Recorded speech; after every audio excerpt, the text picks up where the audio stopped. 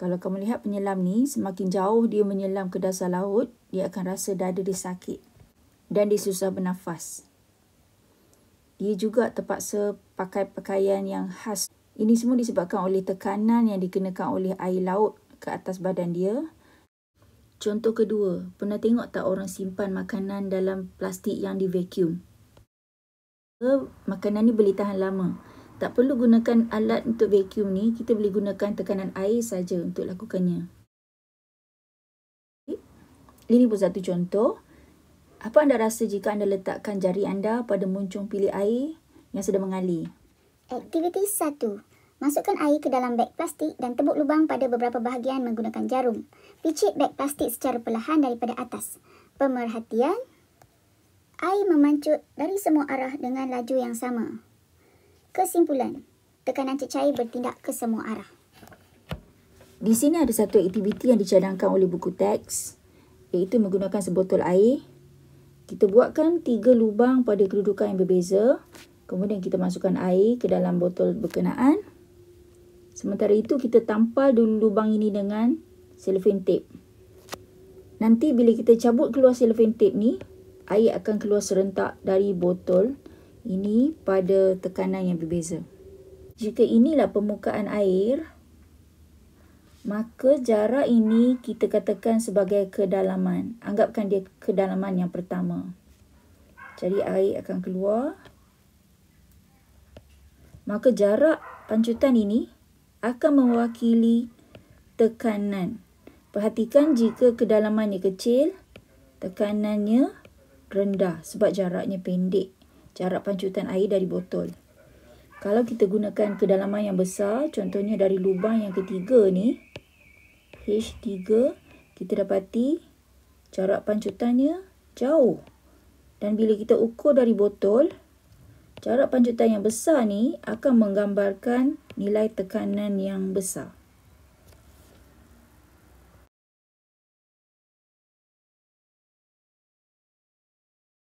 Dengan kedalaman yang sama, cuba gantikan air itu dengan air garam. Sebab air garam lebih tinggi ketumpatan dia. Maknanya tekanan bertambah bila ketumpatan bertambah. Mari kita lihat faktor-faktor yang mempengaruhi tekanan cecair. Tekanan cecair bersamaan dengan rho H G.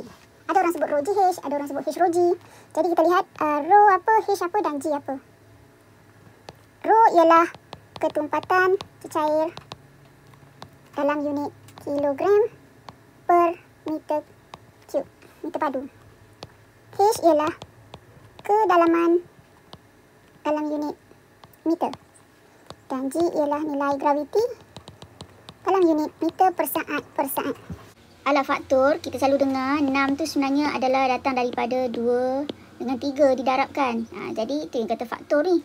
2 dan 3 adalah faktor bagi 6. Kalau ada perubahan pada nilai faktor, akan berubahlah nilai hasilnya nanti.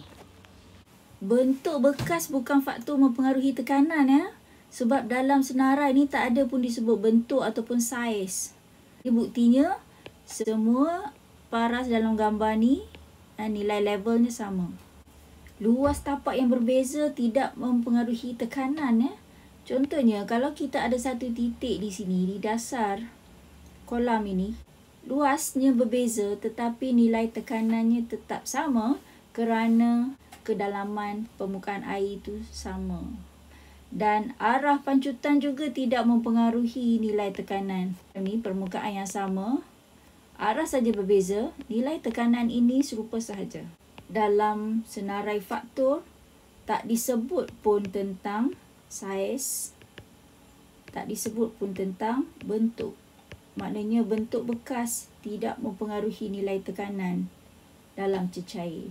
Walau apa sekalipun bentuk bekas, cecair akan memiliki tekanan yang sama nilainya jika dia berada pada kedalaman yang sama. Contohnya di sini, nilai tekanan adalah serupa. Dan titik A dan titik B mempunyai nilai tekanan yang serupa. Ini bentuk bekas ya. Ini bentuk bekas. Permukaan merujuk kepada bahagian ini. Nilai tekanan di titik A dan tekanan di titik B adalah sama kerana dia merujuk kepada kedalaman ini. Dan dari titik B pun seolah-olah nilai kedalaman tu selari dengan garisan ini. Terangkan mengapa teh mengalir dengan laju yang tinggi. Air teh di dalam tangki ni mengalir laju kerana kedalaman air yang besar. Jadi tekanan yang terhasil pun besar. Tekanan apa? Tekanan cecair. Yang tolaknya tu tekanan atmosfera di sini. Ada tekanan atmosfera di sini. Sampai satu tahap bila air tinggal sedikit, aliran air pada pipe ini akan perlahan. Jadi selalunya kita akan tonggingkan bekas ni supaya kedalaman H ni bertambah semula dan nilai tekanan cecair pada kedudukan pipe ini pun jadi tinggi semula. Mengapa tekanan air daripada pili di tingkat atas lebih rendah daripada tekanan air di pili di tingkat bawah apartmen? Jadi kalau rumah kita berada di sini, kita akan rasa air kita laju berbanding penghuni di rumah atas ni. Ini kerana H kita, iaitu kedalaman, merujuk kepada aras ini, iaitu aras tertinggi permukaan air tersebut. Jadi bila kita ukur H untuk rumah pertama nilainya kecil dibandingkan dengan H untuk rumah yang bawah sekali. Perbezaan ketinggian antara tangki air dan bilik air lebih besar di tingkat bawah.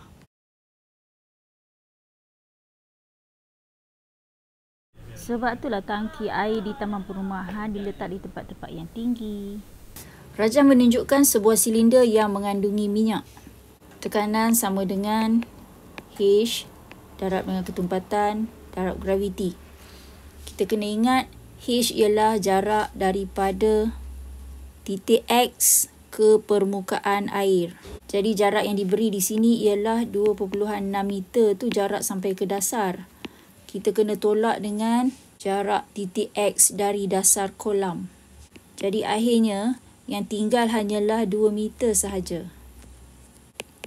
Masukkan dalam nilai 2 meter didarabkan dengan 800 kilogram per meter cube didarabkan dengan 10 meter per saat per saat.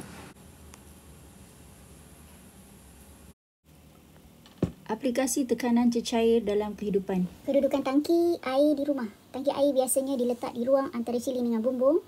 Perbezaan ketinggian di antara paras air dalam tangki dengan bilik air menghasilkan tekanan air yang tinggi pada bilik air. Air boleh mengalir keluar dengan laju bila bilik dibuka. Kedudukan cecair intravena. Beg cecair intravena diletakkan pada kedudukan yang lebih tinggi daripada pesakit. Tekanan yang terhasil daripada perbezaan ketinggian ini akan menolak cecair intravena masuk ke dalam badan pesakit. Kadar pengaliran cecair intravena yang masuk ke dalam badan pesakit dipengaruhi oleh ketinggian beg cecair dan boleh dikawal oleh pelaras. Binaan empangan. Oleh sebab tekanan air bertambah apabila kedalaman bertambah, kedinding empangan dibina dengan bentuk yang lebar pada bahagian dasar empangan. Di sini. Di bawah ni lebar, di atas ni kecil sikit. Kurang lebar. Bahagian dasar empangan yang lebar mampu menahan tekanan air yang tinggi. Empis air berada pada kedudukan yang rendah supaya tekanan air yang tinggi boleh menghasilkan aliran air yang deras untuk memutarkan tubing.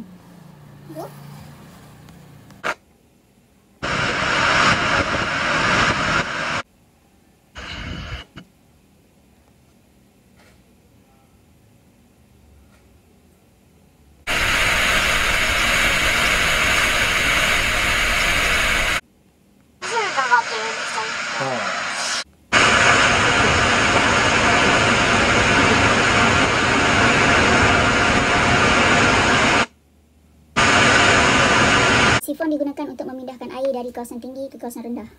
Saluran yang dipenuhi dengan air dimasukkan satu hujungnya ke dalam tangki air yang berada di kedudukan yang tinggi, manakala satu hujung lagi diletak di kedudukan yang lebih rendah. Contohnya kalau kita nak kosongkan akuarium kat rumah kita, janganlah kita pakai satu demi satu, guna sudu ke, guna cawan ke. Kita boleh guna kaedah sifon. Air itu nanti akan berhenti mengalir setelah paras ketinggian di kedua-dua cawan tu sama.